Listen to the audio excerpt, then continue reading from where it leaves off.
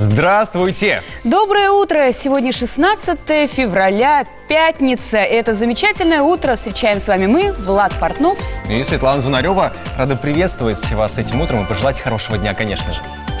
Встречаем Новый год по восточному календарю. Поздравляем участников студенческого трудового движения с юбилеем. Готовим оригинальный овсяный пирог и занимаемся акваэробикой. Все это в ближайшие 45 минут. Программа «Здравствуйте». Мы начинаем.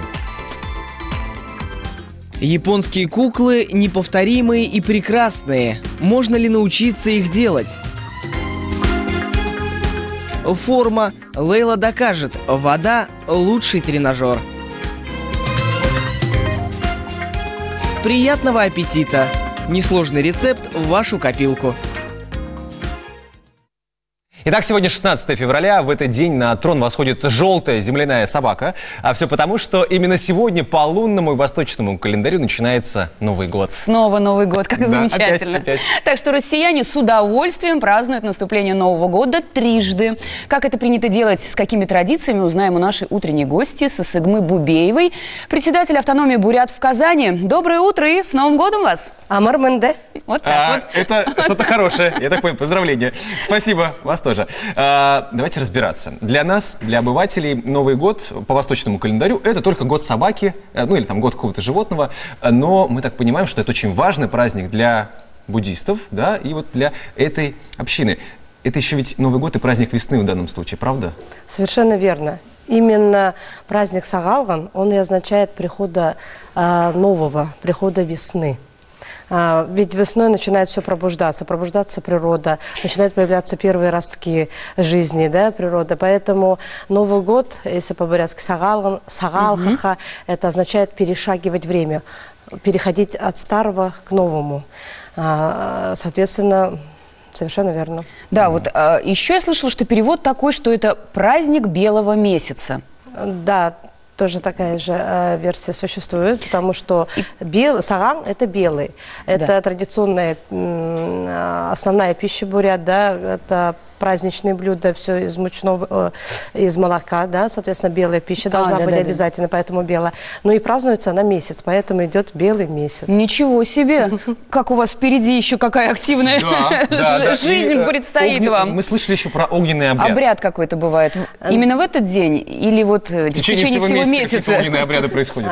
Ну, начнем с того, что вообще Сагалган – это народный праздник, но он также является совершенно основным буддийским праздником, то есть вот как раз знаменование наступления Нового года, когда идет переход от одного знака зодиака на другой. Да?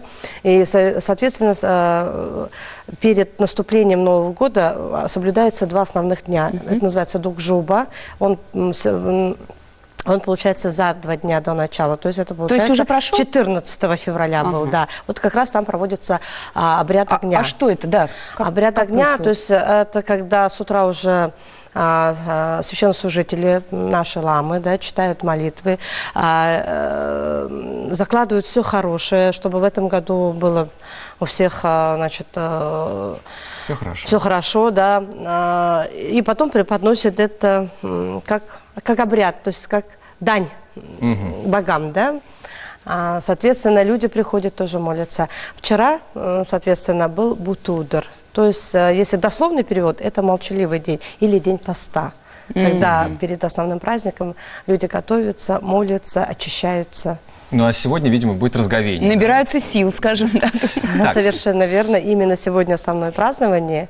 Да, как будете праздновать? Какие планы? Сегодня я хочу всех воспользоваться моментом, пригласить всех жителей, вас в том числе. Спасибо. Татарстана к нам на праздник в Дом дружбы народов Татарстана на Павлюхина 57, корпус 1. Дом дружбы народов? Да, 4-й этаж, в 6 часов вечера. А что там будет? Будет праздничный концерт и очень приятным, скажем так, сюрпризом как для земляков, так и для жителей Казани. Это интрига, приезд, наверное. Да, приезд артиста, солиста театра песен и танца «Байкал» Алдар Дашиев. Сысыгма, буквально несколько секунд у нас остается до конца разговора. Пожелания вкратце всем вашим друзьям, коллегам, близким и всем жителям планеты. Дорогие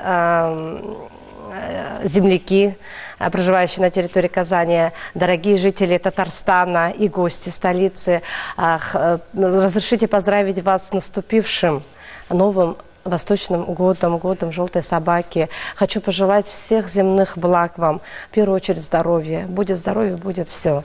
И если говорить по-бурятски, сагалхын байырар, саган харар, сагалжы ноголжы бая, байындары байын болыжа, ноюндары ноюн болыжа, байхымны болтогой. И вам того же. Судя по улыбке, нам стало приятно.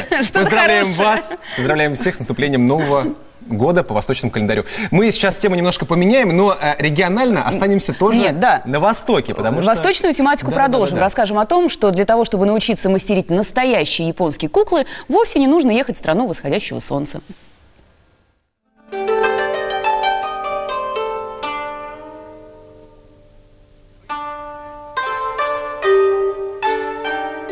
Кукла – символ мира детства. Человек взрослеет, а кукла продолжает жить с ним рядом, но уже как произведение искусства. Сейчас в Казани проходит выставка кукол Японии. Это одно из первых мероприятий, посвященных году этой страны в России.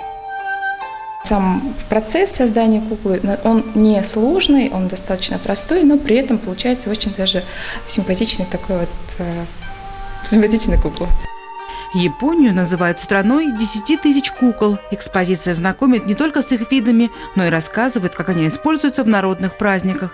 В стране восходящего солнца, пожалуй, они воспринимаются не столько как предмет игры, сколько предмет любования. Поэтому детали в них настолько проработаны.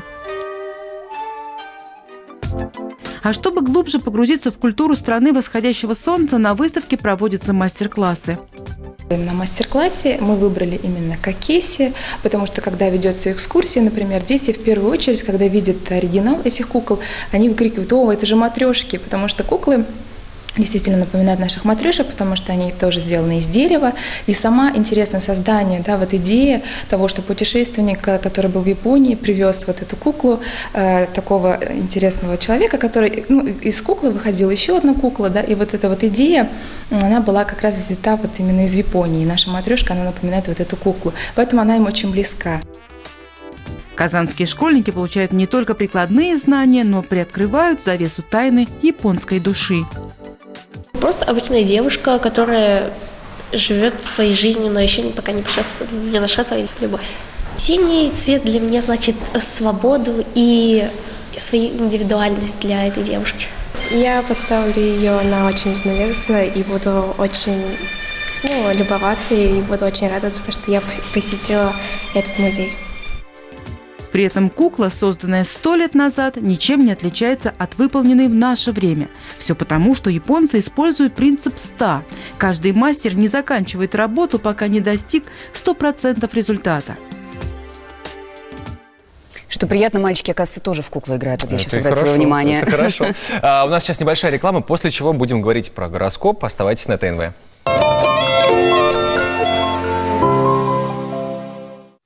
Здравствуйте! Итак, сегодня 16 февраля, начало нового лунного месяца и Нового года по восточному календарю. Узнаем, что обещают нам звезды в этот день. Ура, ура, ура! Будет целый день крутиться в голове у овнов в этот праздник. И даже возможные мелкие материальные потери не омрачат настроение. Тельцы сегодня сделают что-то такое, что заставит их гордиться собой. Но помните, не пытайтесь сегодня успеть все, не распыляйтесь на мелочи. Тем более сегодня пятница, день короткий, вряд ли успеете. Острое желание плюнуть на все будет сопровождать близнецов на протяжении дня. Поэтому звезды советуют не засиживаться за работой или компьютером, а ложиться спать пораньше. Ну как так? Вот я тоже же, Новый год, пятница. Звезды, с ними надо спорить, и не всегда Я думаю, да, что с ними тоже можно поспорить. Сегодня рак должен обратить внимание на того, кто находится очень рядом. К чему бы это, Влад, беги. Сегодня к вам могут постучаться долгожданные изменения, постарайтесь не спугнуть их. Львы сегодня будут добрыми и отзывчивыми. И это очень положительно скажется на семейных отношениях. Стоит готовиться к субботе, ведь вас ждет романтическое свидание. Да, здесь уже вот их здесь уже не пройдет. Девы, это ваш день, день самых смелых желаний. Сделанные сегодня добрые дела подарят внутреннюю гармонию и избегайте споров с окружающими, ведь не исключены конфликты. Продолжение гороскопа позже, в конце программы. Ну а пока очередной урок для укрепления тела. Наш эксперт Лейла Латыпова на этот раз решила заняться акваэробикой. Была впечатлена, советует вам заниматься тоже акваэробикой. Но вместе с ней присоединиться. Сейчас будем мотивироваться.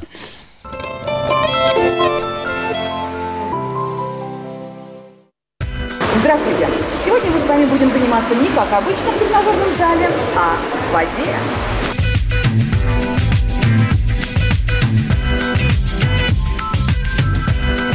Акваэробика – это групповые занятия в воде, которые проходят в комфортной температуре, под веселую зажигательную музыку. В воде вы прорабатываете все мышцы. Если у вас какие-то есть проблемы с позвоночником, с суставами, то мы рекомендуем заниматься в воде. В воде мы можем делать все то, что, например, нельзя делать на суше. В воде заниматься могут все, от мала до велика. Также есть специальные программы и для беременных, и для пожилых людей. Во время занятий вы еще мышцы тренируете, у вас еще кожа массируется, кожа становится упругой, эластичной, мышцы становятся подтянутыми, то есть у вас улучшается графика мышц. Соответственно, у нас идет колоссальный жиросжигательный эффект. Ну все, мечта любой девушки.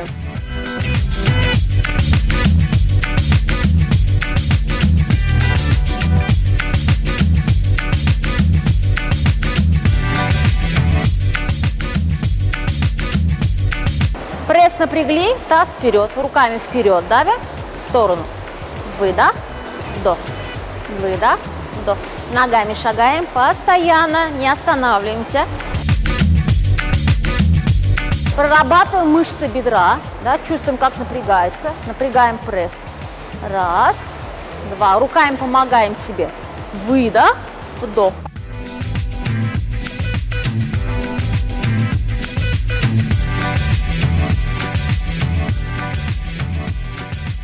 И побежали вперед. Высокое поднимание бедра, да, двигаемся вперед. Ручки тянем вверх, стоим, да, улыбаемся и хлопаем себе за старание.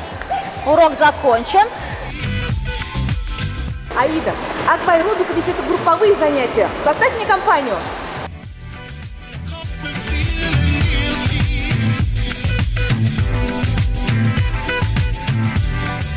Акваэробикой могут заниматься люди, которые не умеют плавать или которые боятся воды. А ведь таких большинство. Не бойтесь, плавайте себе на здоровье. Нацепите вот на себя такой вот пояс и вперед за красивым телом. Да, особенно совет мужчины, наверное, сейчас вас примут. Не бойтесь, плавайте, тем более, когда рядом плавает Лейла. Это очень тяжело, но очень эффективно. Советуем всем хотя бы разок попробовать. Ну, потратив изрядное количество энергии и калорий на такой тренировке, стоит подумать о восполнении этой самой энергии. Предлагаем вам рецепт оригинального овсяного пирога, малокалорийного, но очень вкусного.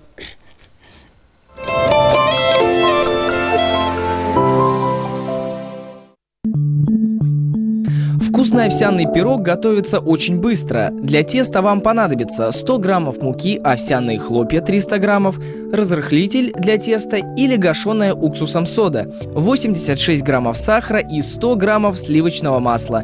Для начинки пачка жирного творога, 1 яйцо, 85 граммов сахара и 180 граммов сметаны. Хлопья, муку, разрыхлитель и порцию сахара тщательно перемешиваем. Затем добавляем масло. Оно должно быть обязательно замороженным. Вся эта смесь измельчается в блендере. Скорость должна быть небольшой, чтобы не повредить хлопья. 2/3 получившегося рассыпчатого теста равномерно распределяем по дну формы для запекания. В отдельной миске готовится начинка. Творог, сметана, яйцо и сахар взбивается миксером в однородную массу.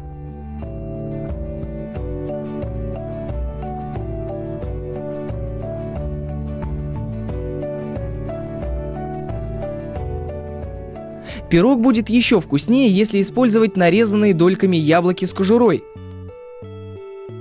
Их выкладываем на дно пирога, заливаем начинкой,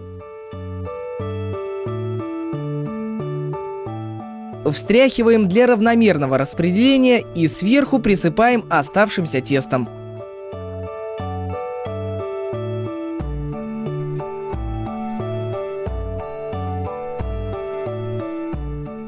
Пирог выпекается в духовке при 180 градусах 30-40 минут. На стол подавать в горячем виде. Приятного аппетита! И снова здравствуйте. Завтра 17 февраля. Ну, что очевидно. Да. Это день студенческих отрядов России. У нас есть гости, которые нам подробно расскажут про движение и, может быть, сагитируют нас поучаствовать в этом. Итак, Юрий Петрович Колосов и представители современного движения Эльвира Новикова и Булат Гарипов. Здравствуйте, доброе утро. Здравствуйте. Ну, Юрий Петрович, начнем с вас.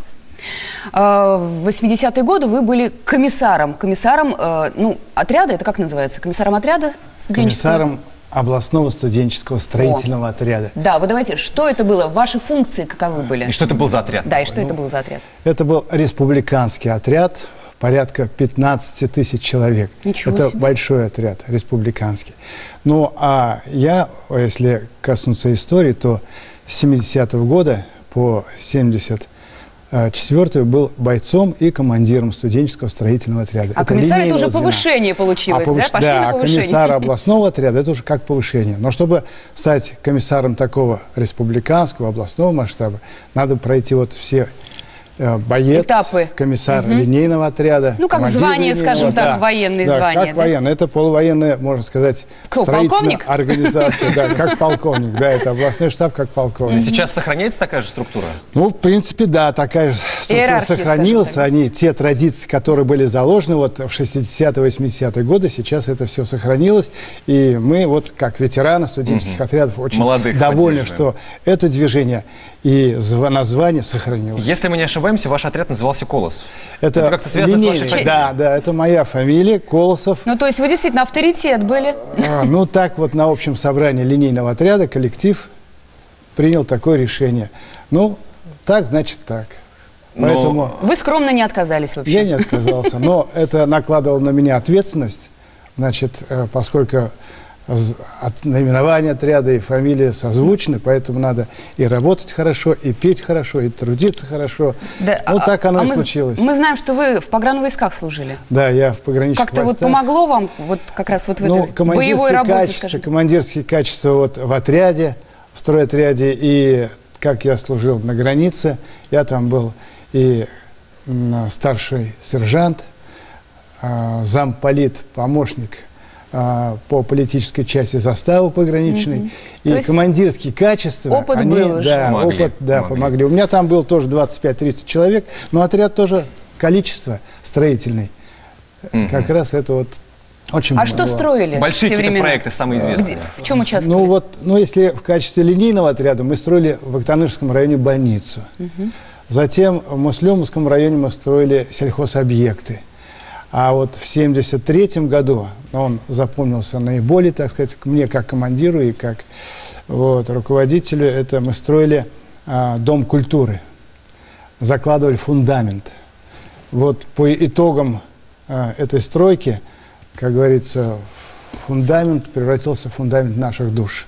Об этом писали и газеты «Комсомольцы Татарии» в то время, и наш отряд был признан лучшим отрядом. Ну и поэтому меня повысили. Да, а вот дружба самое главное, да, что дружба... Потому что говорят, что вот эта дружба в стройотрядах, она долгие-долгие годы Потому что в стройотряде это, конечно, естественно, трудовые показатели, но песни, любовь, романтика и вот создать такую атмосферу, как командиру, комиссару, и тогда все задачи выполнимы. Ну и денежки тоже, да? Ну, понятно. Хорошо, сейчас мы у молодежи узнаем и по поводу денег, и по поводу... Любви. Ну, они пока молодые, наверняка говорить не будут. Эльвир, Булат, рассказывайте, как вы оказались в стройотряде, потому что не все сейчас знают о том, что такое есть движение.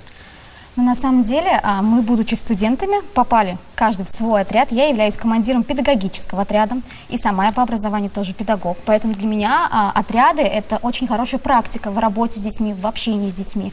Мы ежегодно вывозим более 200 бойцов в детский оздоровительный лагерь «Энергетик», который находится в городе-курорте Анапа.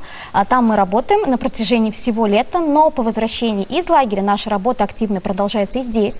Наш отряд взаимодействует с детьми также в Казани, в Татарстане. Мы проводим для ребят различные мероприятия, благотворительные мероприятия, интерактивы. Для нас это интересно, и поэтому отряды дают нам не только возможность попрактиковать себя, но и положительные эмоции, конечно же, впечатления, дружбу, ну и, как уже говорилось ранее, любовь. Отлично. Булат, делитесь тоже, чем вы занимаетесь? Мы занимаемся строительными такими общими работами. В этом году мы ездили в Калининград, участвовали в межрегиональной студенческой стройке. И наш студенческий строительный отряд «Монолит» занял первое место по совокупности показателей. И мы привезли знамя стройки в Татарстан.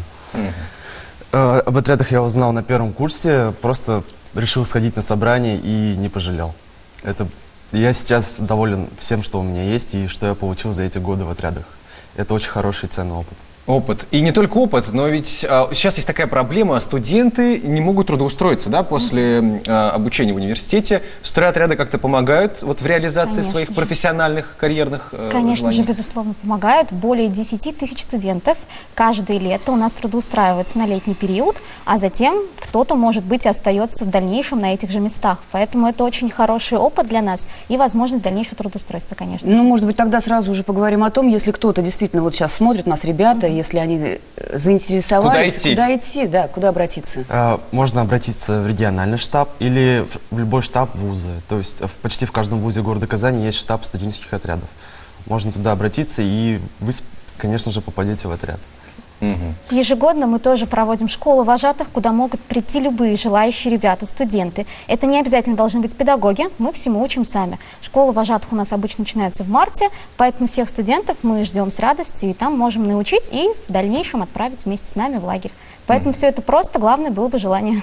Ага, отлично. Ну что ж, сагитировали? Сагитировали, да, остается только, наверное, поздравить вас с наступающим праздником и профессиональным, я бы сказала, уже теперь. Профессиональным праздником и всяческих пожеланий, успешного развития всего движения.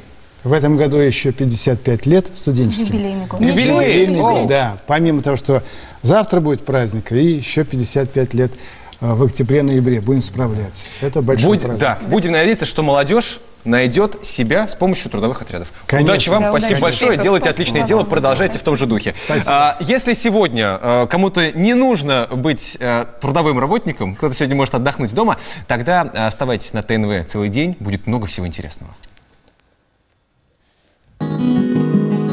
Удивительный Йоркшир, полный загадок и тайн, славящийся национальными парками и паровозами, а также знаменитой породой терьеров. Именно здесь находили вдохновение и сюжеты для романов известные на весь мир сестры Бронте. Смотрите сегодня на ТНВ.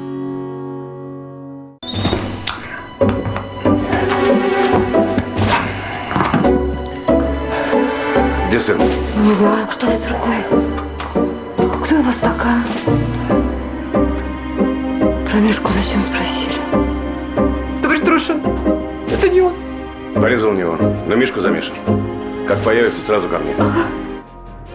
На Трошина нападают подростки. Один из них его сосед по коммуналке. Побеседовав с Мишкой, он узнает имя второго хулигана – это Лешка Фирсов. А найти его можно через Лену, девушку, с которой он иногда встречается. Марина Роща. Смотрите сегодня в 12:00.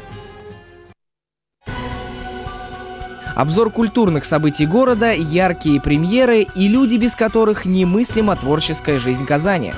Сегодня в выпуске. Учебный театр Казанского театрального училища. Место становления будущих актеров. 90 лет творчества. Ткацкая фабрика села Алексеевская отмечает юбилей. Об этом и не только смотрите на ТНВ в 14:15. Ну что ж, день интересный. Да, много всего интересного обещает нам канал ТНВ. Как у нас погода сегодня, да. Сейчас узнаем. Наш коллега Даниил Кинжаев, выходим с тобой на связь. Даниил, привет. Привет, ребят, всем здравствуйте, доброе утро. Я продолжаю вам рассказывать о погоде в Казани. Решил с утра пораньше заглянуть к нашим прекрасным девочкам-погодницам. Привет. Привет, Даниил. Что ты нам мешаешь тут? А вы же все равно в записи выходите, а мы вот в прямом эфире работаем. Ну и что, это не означает, что ты должен нам мешать. Согласен, виноват, просто я решил заглянуть и узнать, знаете ли вы какие-нибудь народные приметы? Знаю, конечно. Какие? Давай. Февраль ахыры ни кадәр салкын булса, март шул кадәр жылы булыр ди халык сынамышлары. Значит, нас ждет теплый март. Вот сейчас поняла, а температура в Казани сегодня днем составит минус 11 градусов, а вечером будет минус 13. 15, Даниэль. 13. Вот 15. Как у меня в титрах вот здесь написано, значит 13. 15. Вот как написано, я так и говорю. Даниэль, вот 15. Всем пока-пока, ребят, отличного настроения, грейте себя и своих близких. Пока-пока. Спасибо, Даниэль, пока. Да, Даниэль, видимо, где-то забыл теплую одежду, поэтому ну, наконец-то он на работе оказался вовремя. В тепле побыть решил. Это уже хорошо. Сейчас у нас небольшая реклама, после чего мы продолжим. Будет много всего интересного. Оставайтесь с нами.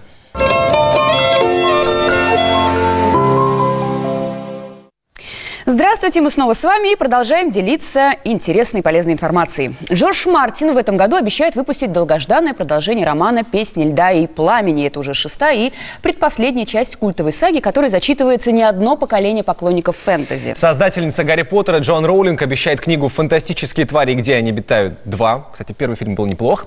Сюжет нового романа о проницательном детективе писательница держит в тайне, но обещает, что читателей ждет захватывающий сюжет. Ну, это только ожидаемые книжные новинки, а вот что уже есть в продаже, сейчас узнаем.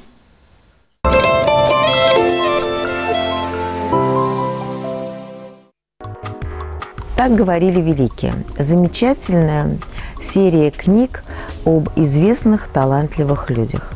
Я из этой серии выбрала одну небольшую книжечку. Вот она. Все книжки этой серии такого формата. Я выбрала книгу про Агату Кристи. Королева детектива. Она не только замечательный писатель, но и удивительная, необычная женщина. Ее жизненным девизом были слова «Попробуй все, что есть на этой земле, хотя бы один разок». И она пробовала. Смелая, авантюрная, непредсказуемая и очень умная женщина. Мы читаем ее романы и восхищаемся, как она может все закрутить, а потом изящно распутать. Но если вы прочтете вот эту небольшую книжку, можно сказать, брошюру, то вы поймете, и жизнь самой Агаты Кристи – это увлекательный роман. А ее высказывания, они просто прелестны. Вот некоторые из них. Честность желательна, но не всегда разумна. Чтобы получить успех, надо просто начать. И вот это, которое мне особенно нравится. Никогда не делай сам того, что за тебя могут сделать другие. Так говорили великие. Агата Кристи. И в этой же серии я вам хочу представить еще одну книжку. Они похожи, отличаются только цветом. Так говорили Ильф и Петров. Думаю, на свете еще немало людей, которые считают, что Ильф и Петров – это один человек. Это не так.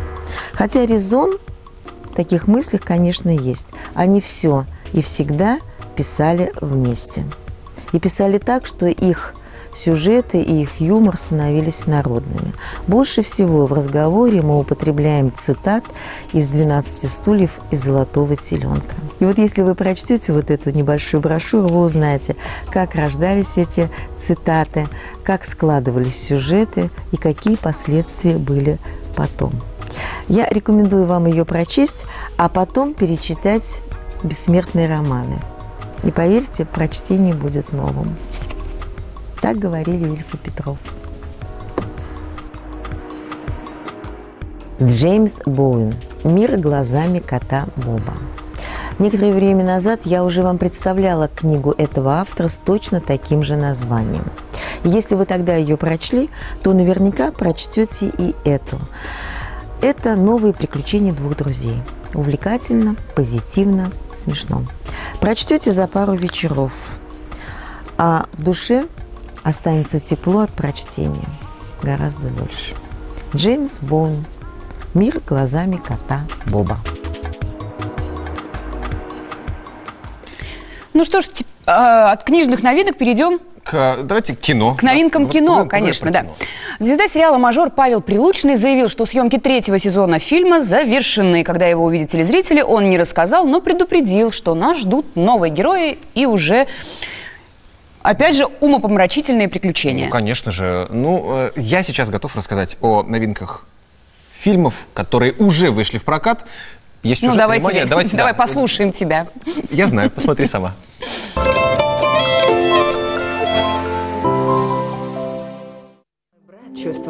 Первая премьера, про которую расскажем, будет интересна дамам от 7 до бесконечности лет, потому что, согласитесь, любая девушка любит наряжаться, красивые платьишки и все такое.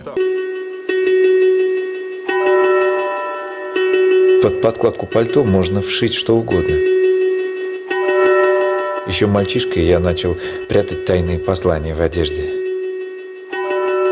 Кое-что личное, о чем знал только я. Мои секреты. Доброе утро. Поужинаете со мной? В Лондоне 50-х годов знаменитый кутюрье Рейнольдс Вудкок создает неповторимые образы для королевской семьи, звезд кино, богатых наследниц и светских львиц. Жизнь гения радикально меняется с появлением молодой своенравной Альмы, которая становится его музой. Любовь и наряды 50-х. Что может быть прекраснее? Фильм «Призрачная нить». Знаешь, кто ты? Ты чемпионка. Далее российская премьера «Лед», который непременно растает и, конечно же, от любви. История про фигуристку, которая попадает в перипетии судьбы и любви. Если в фильме есть спорт, значит будут тяжелые травмы. Если в фильме есть молодые красивые люди, значит непременно будет любовный треугольник. В этих тезисах история кажется драматичной, но создатели описывают картину как мелодраму и комедию. Интересно, где здесь будет юмор. Никто не обещал. Мам, лед трещит. Трещит? Он с тобой разговаривает. У тебя все получится. И еще одна драма, но на этот раз с налетом триллера «Убийство священного оленя». Талантливый кардиохирург Стивен живет счастливой жизнью с женой Анной и 2 прелестными детьми. Этой семейной идиллии угрожает призрак из прошлого, которое Стивену больше не под силу скрывать. Пока непонятно, о чем фильм, но давайте обратимся к названию «Убийство священного оленя». Название фильма — это отсылка к древнегреческой мифологии. Царь Агамемнон убил на охоте оленя, который принадлежал Артемиде. В отместку богиня заставила его принести в жертву дочь Ифигению. Идея понятна? Думайте.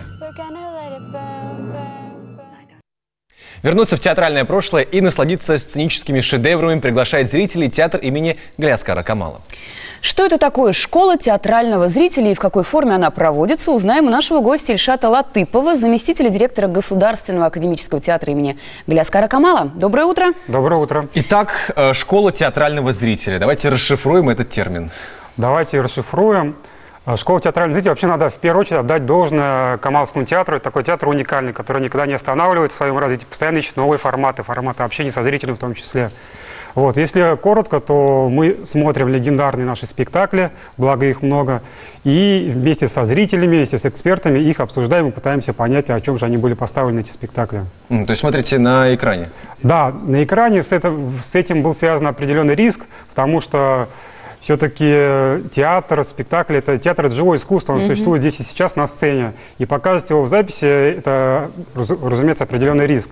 Вот. Но мы все-таки рискнули, и по итогам уже 2 занятия прошло, 2 показа с переаншлагами, с положительными отзывами зрителей. Мы поняли, что мы не зря рискнули. Что смотрели, если не секрет, что не секрет, мы первые 2 спектакля показали, наши такие этапные, знаковые, культовые спектакли татарские, «Ахарзаман» Плаха 1976 года, и 87-го, и «Альдермыштан Эльмандар» 1976 года, «Старик из деревни Альдермыш». И в планах у нас, в принципе, это проект долгоиграющий, до конца сезона как минимум будем показывать еще спектакли. 2 раза в месяц по 5. Организационный вопрос. Вот посмотрели спектакль, все сидят в одной аудитории, да? Вот что-то. Да, в малом зале, 163 места, всегда полный зал. Кто модерирует разговор, кто начинает? Да, у нас есть модераторы. Один из инициаторов проекта – это Радив Кашапов, общественный деятель, музыкант, культуртрегер. И он как раз вот задает вопрос, потому что это принципиально важно, потому что зритель, в принципе, он довольно пассивный. Для чего как раз мы и создали этот проект, в том числе для развития аудитории, чтобы ее растормошить. И как раз у него задача стоит провоцировать зрителя какими-то вопросами, его раздражать, этого самого зрителя. На эмоции вызывать, скажем так. Да, потому что иначе он будет просто молчать и просто слушать. Ну и вот насколько интересны вот такие встречи зрителям, вот как вы почувствовали? И артистам, потому что зрителям интересно познакомиться с артистами поближе. Артисты что-то вот для себя понимают новое? Ну тут, понимаете, такая взаимосвязь, химия получается. И обе стороны получают свое, обе стороны получают фидбэк, обратную связь. Потому что вот артисты, режиссеры, они вот поставили спектакль, сыграли в нем и остались наедине с собой. А для них тоже, между прочим, вы, наверное, в это не поверите, но для них тоже очень важна обратная связь. Нет, а мне как раз мне кажется, что и есть обратная связь во время спектакля. Зритель в зале, это смех, это все равно какие-то эмоции. Это один вид обратной связи. Аплодисменты, опять же. На прошлом показе «Старик из деревни Альдермыш» вы бы видели очереди из людей, которые хотели получить автограф от наших старожилов Равиля Шарафеева, Наджибы Ихсановой. Так, гастроли запланированы в нескольких городах Татарстана. Куда едете, что будете показывать? Традиционные гастроли. Раз в год мы едем в Закамье. В этом году это Набережные Челны, Нижнекамск и Мензелинск с 26 февраля по 4 марта. В этом году мы показываем исключительно наши премьеры этого 112-го сезона. Это «Меркай Белянай Сау, Меркай Сау», это «Атешим Нанган Читангай», «Взлетел петух на плетень», и «Киляява вызывали». Это наша премьера. Она сегодня, между прочим, премьера этого спектакля состоится. Я вчера видел прогон, и вас ждет что-то с чем-то. И могу подробнее рассказать об этой премьере, потому что мы ее очень ждали.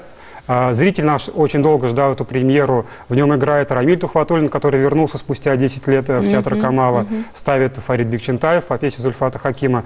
Этот спектакль, он вернулся спустя 10 лет. Он шел с огромным успехом с 1998 года по 2008 год. И очень был любим зрителем. И вот спустя 10 лет этот спектакль, эта пьеса возвращается на сцену театра Камала. Сегодня премьера. Ну что ж, остается удачных гастролей. Пожелать успеха и с премьерой, и в гастролях в будущем. Ну и, конечно же, очень любопытная идея школы театрального зрителя. Тоже желаем процветания. Приходите, ждем. Обязательно постараемся. Что еще интересного сегодня происходит в Казани? Внимание!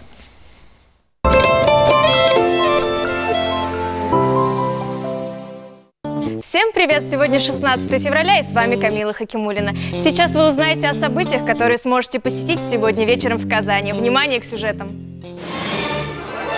Вивальди оркестр – коллектив единственный в своем роде на российской сцене. В его составе только представительницы прекрасного пола. И состав, и название оркестра были навеяны творчеством великого Антонио Вивальди. Не пропустите сегодня! Визит дамы. Трудно определить, где и когда происходит эта история. Эти события могли произойти где угодно. Главными действующими лицами спектакля становятся обычные люди, жители захолустного городка, который вот-вот должна посетить самая богатая женщина мира. И это только начало истории, которая раскроет все самые низкие качества людей. Думаю, вы уже нашли себе занятие на вечер пятницы, но у меня для вас есть отличные новости. Это еще не все. Смотрите внимательно, вот что ждет вас в выходные.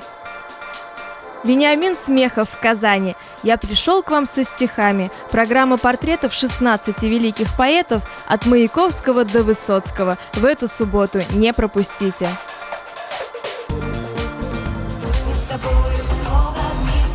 В эту субботу в Корстоне выступит группа Five Star Family. Многоэтажки наших энергий, стирая границы, аккумулируются в «Я буду». И вы не сможете такое пропустить. В воскресенье предлагаю вам увидеть спектакль про кота и про любовь. Образ кота в сапогах известен многим, но этот спектакль интересен тем, что сказка творится у вас на глазах, и вы будете чувствовать себя сотворцами, а еще он полон задора, музыки и, конечно же, веселья. Богатая на события выдалась неделя. Надеюсь, увидимся и на следующей, ведь благодаря нашей рубрике каждый найдет себе занятие по душе. Всего вам доброго и прекрасных выходных. Запомнили, зафиксировали, составили планы на грядущие выходные. Ну, мы поможем. Мы поможем, да. У нас предсказания астрологов на очереди. вторая половина гороскопа. У весов, возможно, случайная встреча со старым другом, которого вы будете очень рады видеть. И если он вас позовет куда-нибудь за собой, не отказывайтесь. Помнишь фотографии флешмоб «Follow me»? Скорпиону придется учиться всему тому, на что он раньше махал рукой. К любимому человеку отнеситесь с пониманием и нежностью, ведь сейчас самое время проявить эти качества. Мне кажется, нужно всегда так относиться с пониманием. Вот сегодня, видимо, какой-то особенный день, что-то такое произойдет. Пятница, Новый год. Да. Спонтанные решения в личной жизни могут оставить стрельца один на один с собой и переживаниями. Если хотите сохранить отношения с избранником, то нужно стать серьезнее и ответственнее. Козерогу нельзя спешить, даже если окружающие будут нагло его подгонять. Будьте на своей волне, и тогда у вас все получится. Водолеи, в любви вы привыкли искать идеал, но сегодня судьба сблизит вас с человеком, на которого вы раньше не обращали внимания. Все иллюзии тут же развеются, как дым. Знаешь, что какая фраза вспоминается? Любовь зла. Полюбишь и водолея, ты хочешь сказать? Ну, водолея, будем считать так. Последний знак. У рыб не будет поводов переживать или беспокоиться. Наоборот, вы на пике популярности, в приподнятом настроении и в своем репертуаре. Кстати, не забудьте сказать спасибо Фортуне, которая шагает за вами уже половину месяца. Это правда? Интересно, это так? Надо спросить у представителей этого. Как у вас там? Здесь рыбы нет. Наша программа подходит к концу. В понедельник мы к вам вернемся. И вот что вас ожидает в первый день следующей недели.